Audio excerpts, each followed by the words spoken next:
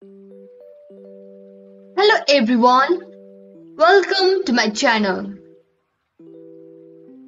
If you want to post a Craigslist ad in another city, then this YouTube video is just for you. First, log into your Craigslist account and navigate to the Post to Classified section.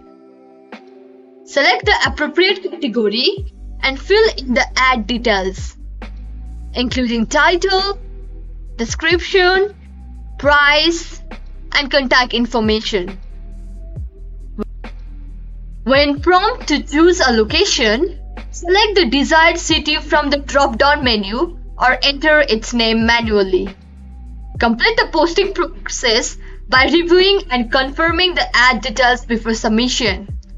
This approach ensures your ad reaches the intended audience in another city on Craigslist. Thanks for watching.